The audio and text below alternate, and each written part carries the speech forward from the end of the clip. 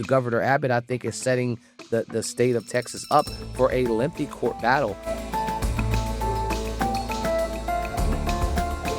Welcome to Queen City News Plus. This is Order in the Court. I'm Brian Blakely. And I'm Chief Legal Analyst Khalif Rhodes. Khalif, we're always talking about some legal topics today. We got three of them to go over with everyone today. And the first one, we're talking about Texas. Democratic state lawmakers have fled the state to try to stop a vote on a new congressional map that would heavily favor Republicans. Talking about gerrymandering here.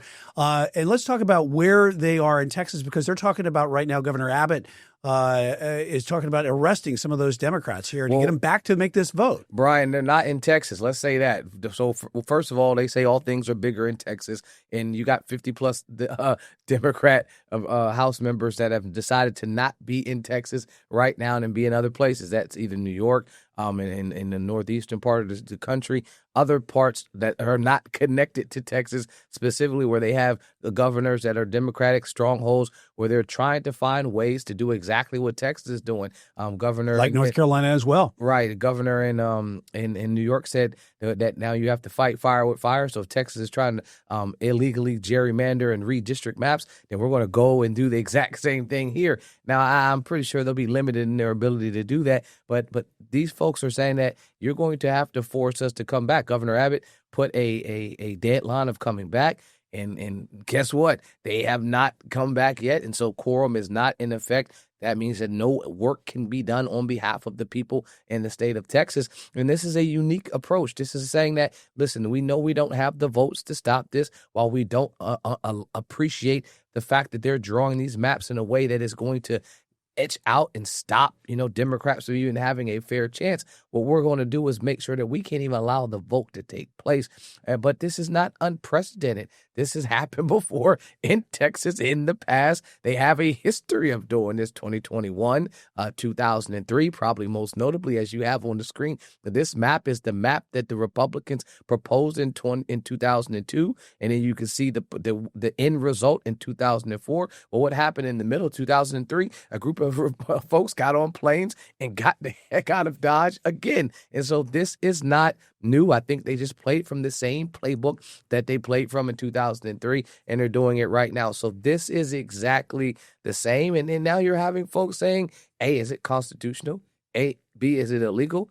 And C, what are the remedies? And that is kind of where we find ourselves right now, and trying to figure out, can they do this? Well, the governor is making a lot of bold threats, following in President Trump's footsteps, with saying, listen, these guys are not coming to work. They're absent. They're refusing to do what the people have elected them to do, and I'm going to force them to come back to work. Well, it's a delay tactic by the Democrats to try and prevent this vote from happening. But also, too, this proposal of redistricting here was that was unveiled by the Texas Republicans here last week. It was backed by President Trump and urged from the Trump administration to do this because they were threatened with a majority of being overtaken by Democrats in the state of Texas because it is turning more blue. 100%. And so what you're saying is we have to find a way to be able to keep this slim majority that we have in the House. And if we can keep that slim majority, that will allow the president to push forward things like the big, beautiful bill and other proposals that he wants to have. And so because it's slim already, you don't want to lose any seats.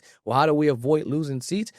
Push out voter turnout, get out the vote efforts. But the newer form of doing it, and this is both parties, is to ensure that you can gerrymander maps in a way that disenfranchises folks and allows people in power to stay in power. Democrats did it for a number of years. Republicans are now doing it, I think, on a higher level, on a level that hasn't been seen before. Why? Because the technology is there. There are computer programs and algorithms that can put and take folks out of one district, place them in another, and lump folks together in a manner which will make their vote basically not have any meaning. And the maps look like Frankenstein or something like that. They not don't. like even a well thought out jigsaw puzzle. It is definitely crazy. Well thought out, but as you introduce... Well, it is well thought out, yes. Right. But if you introduce a number of things into the equation, AI being one of them, and then you have the data. There is so much data out there, so you can tell what folks' likes are, what their dislikes are, what their voting patterns are. I mean, it's predicting what their future voting patterns are in these different locations. And so if you're taking all of that information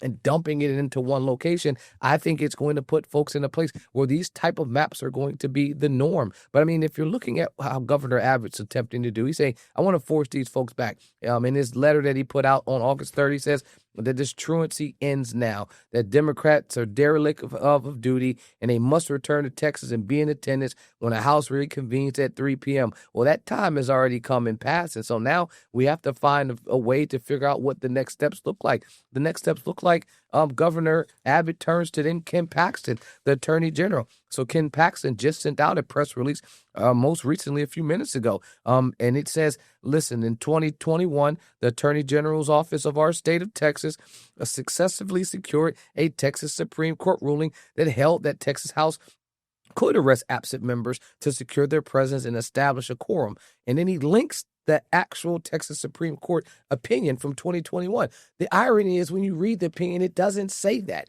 What it actually says is that there was a temporary restraining order that was entered by the district court, and that Supreme Court hearing in 2021 removed the Supreme Court, that district court's temporary restraining order. But they never addressed the underlying issue is, can you and do you have the authority to be able to arrest or force them to do that? They had conversation about it, but that wasn't part of the order. So much so that Ken Paxton, in his opinion that he released in August of 2021, said the exact same thing, that because this is a pending legislation and this is something that the courts have not fully weighed in on, we're not going to say if the Texas Constitution requires a quorum member to be present and if you have authority to arrest them. What he does go on to say is it a vacancy?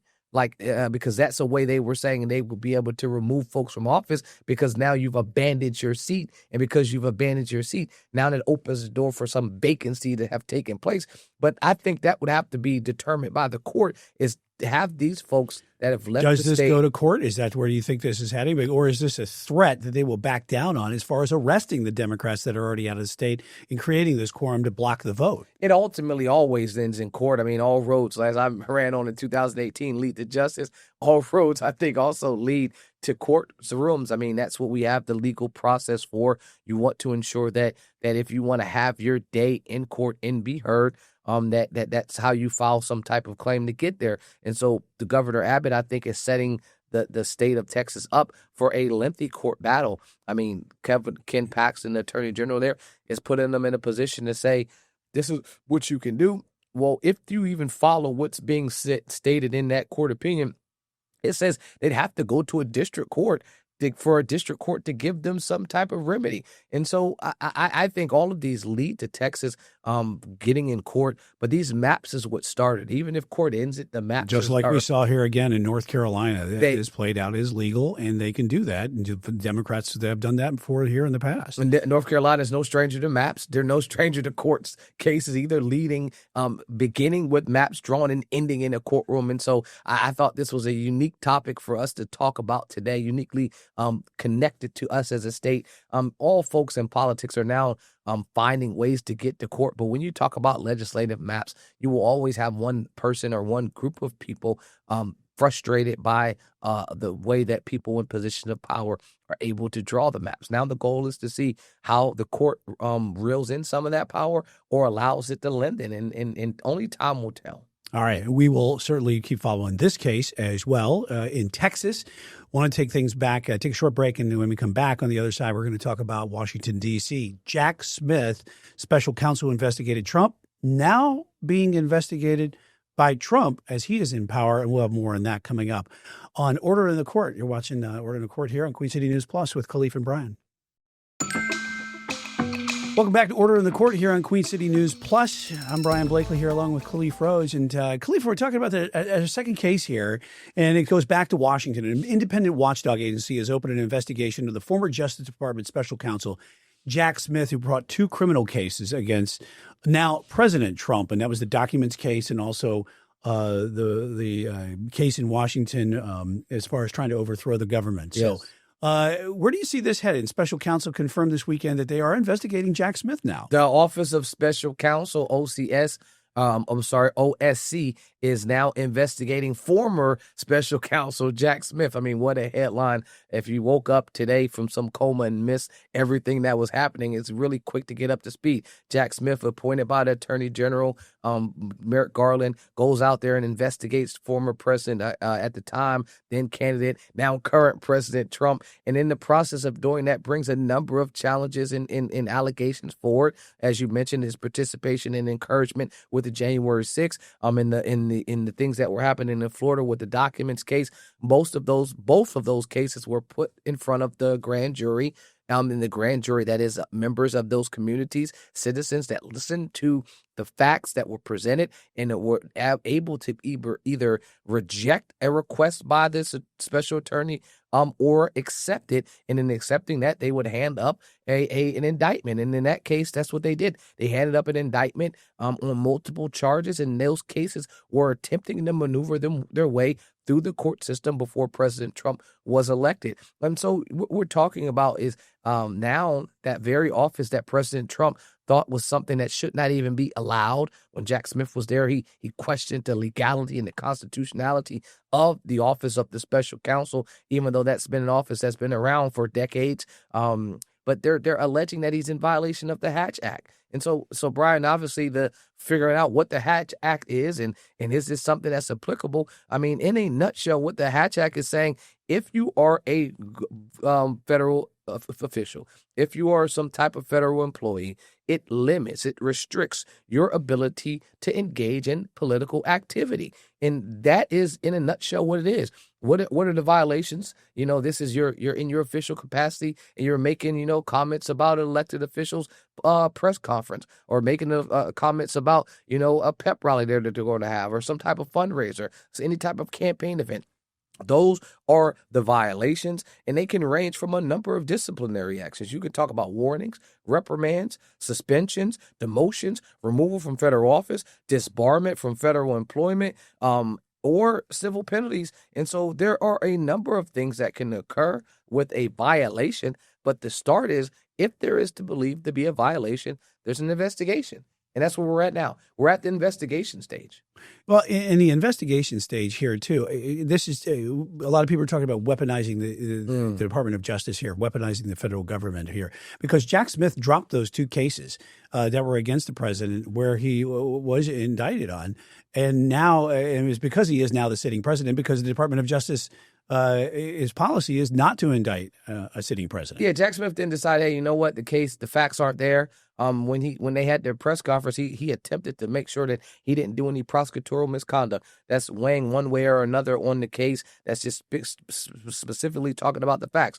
And Jack Smith said that I am dropping this case because that is the longstanding history in policy and procedure of the Department of Justice, that we don't go forward with sitting presidents. That case law is pretty clear on the inability to go forward with some type of prosecution against those individuals. But I think it's ironic. I think it is literally like the pot calling the kettle black, where you have the president of the United States talk about weaponization of government when he was a candidate, and now going after people that he believes persecuted him. Jack Smith being, and we've seen this quite a bit during Trump's his 2 terms in office. Retribution. Yeah, retribution, and not just making these threats, but actually going after and executing on them. And will he follow through on this one as well? I think it's already following through. I mean, if you've already started the investigation, that means there are resources being used, already limited resources. Because again, remember, we're cutting parts of the government to downsize and go smaller. So now there's parts of the government that's already being cut.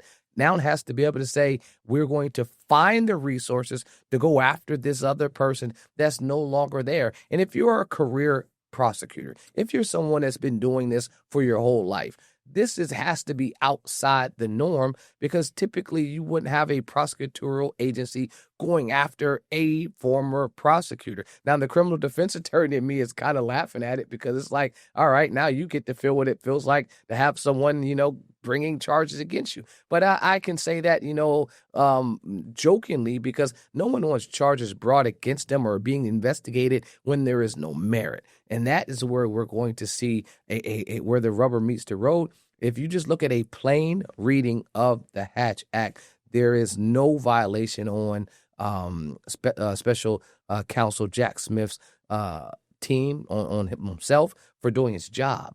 Like, that's not a violation. At no time that when you ever heard him speak did he say, hey, President Biden's running for office, vote for him in 2024. Like, that portion never occurred. And because it didn't occur, it's problematic. But what we did have is, before this investigation, in 2021, the Office of Special Counsel released a 63-page report that outlined 13 different allegations of the Trump administration and the first administration's violations of the Hatch Act. His family, his chief of staff, multiple times, when in official capacity, violated the Hatch Act. Now, that's clear as day. That's in writing. And so if we're talking about investigation, there was no recourse when those violations occurred. But now we're asking the same office to go against a person that was leading the charges. So it's ironic on one hand and disheartening on the other. Yeah, as from a legal perspective, yes. Well, let's see where this one goes going forward. And also, we're going to wrap that second topic up here on Order in the Court. And when Queen City News Plus returns for Order in the Court, we're going to be talking about something that a lot of folks have been talking about over the last, I guess, probably a couple of weeks here now. And that is the Coldplay Kiss Cam. When we come back. And welcome back to Queen City News Plus, Order in the Court right now with Khalif and Brian. And we are talking about our third topic today, some great legal topics that are happening around the world. And one of those is really kind of global, a viral sensation, and that is the Coldplay Kiss Cam, where a CEO... Oh, sorry. I didn't know. I thought we were... Well, let's go ahead and play that there. Here we go. Here it is. Yeah. So that is the CEO there, ducking out of cover. Do my rendition. And that is his employee who works for the head of the HR at Astronomer, who is married. He's married. Mm-hmm. Other people. Yeah. And caught on Coldplay Kiss Cam. And that was an affair that, we don't know if it was an affair. Right. But we know they were busted right there. Yes. He's threatening to sue Coldplay for showing that video and what also Coldplay said, which was, hey, was that an affair or did we just get someone being shy? What do you think? When I saw it the first time, I was, my mind went to straight AI and like, is this real? Like, what is happening? And then as the hours, because it was like in real time, as the hours, cringing, I was like, okay, this is real. And then the outlaw, it just spiraled out of control. I think it went downhill with his response and a number of other things as well. But I think the question presented is, does he have a chance at filing a lawsuit? And that's my question here. Fair or frivolous when it comes to CEO Andy Byram, who resigned along with the HR person there too? I'm not big on percentages. I usually don't try to use the crystal ball, but I can say that there is absolutely zero chance that he would be successful in any lawsuit against Coldplay, against the arena, the stadium where it was at. I don't know what the basis would be, but any basis would be based on zero. Let's go with a couple of things. He's got three potentials, right? Invasion of privacy, very low. Defamation, extremely You're at a public event that he signed a waiver to get into, right? And emotional distress, very low. So first one, invasion. There was emotional distress, no question about that. 100%. So you got the invasion of privacy. I think there is zero expectation of privacy, as you mentioned, at a public event. You're not having it. And these have been going on in sporting events for a long time. And you signed the waiver, and you knew what you were walking into. Defamation, I mean, the standard for defamation, even if he wasn't a public person, which he is because he's a CEO of a publicly traded company, but if he wasn't, just the regular standard is you make a false statement that you know to be false. Well, there was no false statement, even it was not known to be false. So I don't even know if that would be even one that he would consider. And then the last one is that emotional distress. So typically it's going to be intentional infliction of emotional distress or negligent intention of emotional distress. I think that is the only one where it could be that you may have a chance with negligent infliction of emotional distress, and it would be against Coldplay. But here's the thing. It has to be the conduct has to be extreme and outrageous. their conduct isn't extreme and outrageous because, as you mentioned, if you've ever been to a sporting event, if you've ever been to a concert, you know they're going to have a kiss cam there. And so that's not extreme and outrageous. And if they were doing stuff like up skirt cams, yeah, that probably would be extreme and outrageous. Yeah. But doing a kiss cam that happens all the time, I think that the emotional distress, intentional or negligent, both will be off the table. But I think, this has run wild. Like, all the memes, we're seeing some of those right now. Their minds, their imagination has run wild. And you talk about a couple of things. If anything, he needs to lawyer up to ensure that he has a job going forward. Yeah, you resigned. But how did you resign? They gave you the opportunity to resign, but did you leave with a golden parachute? Did you, because most of these companies will have some moral clause. Some sort of code of conduct. Yeah, you can guarantee that the moral clause in his contract that would void any type of severance pay would say that cheating on your wife or getting caught in some type of affair, having being where you've now tarnished the name of the company, anything like that would be grounds for them to terminate. And so I think it's laughable that he think that he could file a claim. Grasping at straws comes to mind, something like that. Yeah. We're a litigious society, though, so folks are always finding ways to sue. But Brian, let's go back to this. If you look at his apology letter, he kind of tipped his hat there. Hey, I'm sorry. Sorry I got caught. Sorry this happened. Apologize to my wife. And then look at all the people that are around him, too. Right. They're in his suite right there. There's so many people. So it's not just at a public concert just by themselves. There's a lot of people around him that are together. Some people were probably work with. Some of them were probably complicit in this affair. But I can say the last paragraph of his letter, Brian, he blamed Coldplay. He said, hey, I'm outside. I wish that it didn't happen like this. I'm expecting some privacy. And so he tipped his hat to probably his frustration. But normally in these situations, cooler heads prevail. Every time that artwork pops up, it makes me laugh. But cooler heads prevail in situations like that. This is something that it's probably better to just let it disappear into the wind as opposed to trying to make up a lawsuit that is not there. And look at my Phillies. They're out there. And if you got these teams Philly embraced fanatics. it. You got the fanatic, doing it. So many memes all over TikTok and everywhere and X making fun of this whole situation. But unfortunately, a couple of families and a company has suffered. They've been wrecked by this. And a PR crisis also for the company Astronomer. It's a PR crisis, but Brian, I think they're all looking at it from the wrong way. We're in the era of cancel still, right? Cancel culture's there. But we're also in the era of viral and monetization. Like, there is a way that he can come out still on top. Maybe not the CEO of a company, but some way you spin this and ensure that you land on your feet. And they'd be as excited to land on your feet as the people were around him when they recognized that it was a real affair. Maybe you just found a job as his next PR crisis counselor moving forward. My word for sure would have been don't send out that apology letter and scratch any type of idea of suing Coldplay because you have zero chance. Well, he had a bunch of lawyers probably looking over that too. So, yeah. Well. Lawyers will take your check. They may not give you the best advice. We will leave that one there right there. We're talking about Coldplay. We also talked about Texas today and also the counsel of Jack Smith being investigated. All right. Thanks, Khalif. And you've been watching Order in the Court here today on Queen City News Plus. Appreciate you watching.